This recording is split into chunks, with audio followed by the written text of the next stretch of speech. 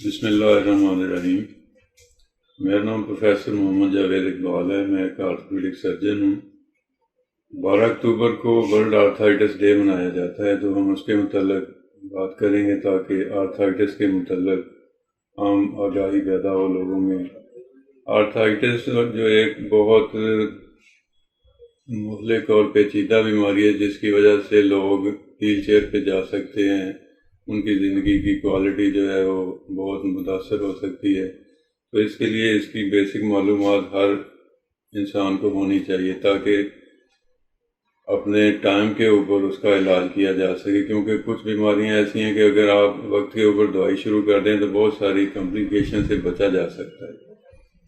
تو جو بعد میں اگر ہو جائیں تو پھر کوئی بھی دوائی کام نہیں کرتی،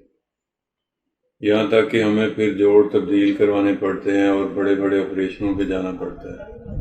تو اس لیے عام جو آرتھرائٹس ہیں ان کے متعلق لوگوں میں یہ آگاہی ہونی چاہیے کہ آرتھرائٹس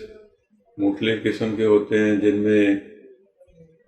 سوزش کی وجہ سے ہونے والے آرتھرائٹس ہیں، جن میں وقت کے ساتھ ساتھ جو ہماری مرکری ہڈی ڈیمیج ہوتی ہے وقت کے ساتھ کام کرنے سے، اس کو ڈیجنریٹو آرتھرائٹس یا آسٹیو آرتھرائٹس کہتے ہیں۔ اس کے علاوہ کچھ آرتھرائٹس ایسے ہوتے ہیں جو ہماری ریڑھ کی ہڈی کو متاثر کرتے ہیں، گردن کی ہڈی کو بھی متاثر کرتے ہیں، ہمارے جوڑ ان میں آہستہ آہستہ سخت ہوتے جاتے ہیں، جیسے اینکلوزنگ اسپونڈلائٹس ہے۔ تو اس میں یہاں تک ہوتا ہے کہ جوڑ فیوز ہو کے ہڈی کے ساتھ ہڈی مل جاتی ہے اور بالکل حرکت ختم ہو جاتی ہے اور انسان بالکل جھک جاتا ہے۔ تو اس طرح کی کرپل بیماریوں کی روک تھام کے لیے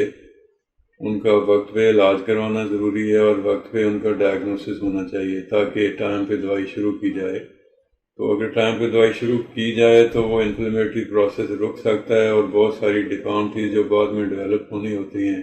ان سے انسان بچ جاتا ہے۔ کچھ ہماری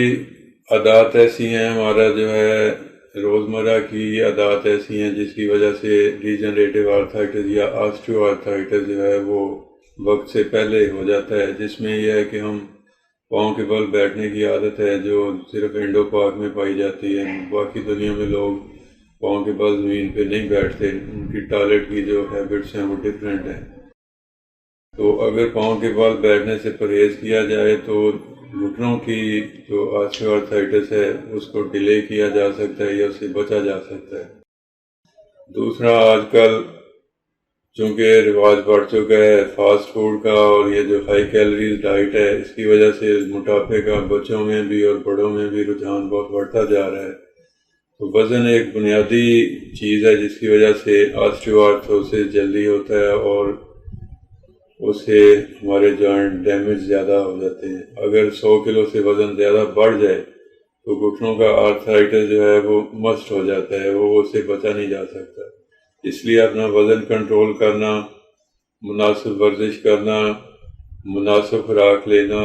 بسیار خوری سے پرہیز کرنا، ان چیزوں کے ساتھ اپنا وزن مینٹین کیا جا سکتا ہے اور آسٹیو آرتھرائٹس سے بچا جا سکتا ہے، تاکہ یہ نہ ہو کہ ہمیں جوائنٹ کی تبدیلی کے آپریشن تک جانا پڑے، کیونکہ جوائنٹس کی جو علاج ہوتا ہے وہ اس کی سٹیج کے حساب سے ہوتا ہے۔ اگر تو ارلی سٹیج میں کروا لیا جائے علاج تو کچھ دوائیوں سے، کچھ فزیو تھراپی سے، کچھ ورزش سے انسان چلنے پھرنے کے قابل رہتا ہے، اس کے جوڑ جو ہیں وہ صحت مند رہتے ہیں۔ اگر ڈیلے کر دیا جائے، اگنور کر دیا جائے، وزن بڑھتے جانا دیا جائے اور وزن اتنا زیادہ ہو جائے کہ پھر آپ اٹھنے بیٹھنے سے قاصر ہو جائیں تو بندہ ویل چیئر باؤنڈ بھی ہو جاتا ہے۔ اس لیے ان بیماریوں کی ارلی ڈائگنوسس، اگر آپ کو کوئی جوڑوں کی درد شروع ہو یا صبح کے وقت آپ کے جوڑ سخت ہونا شروع ہو جائیں، ہاتھوں کی مٹھیاں صبح بند نہ ہوں،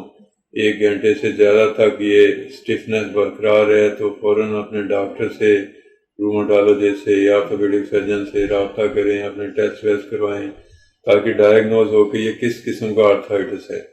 آیا یہ روماٹائڈ آرتھرائٹس ہے، یہ آسٹیو آرتھروسس ہے، یہ گاؤٹی آرتھرائٹس ہے،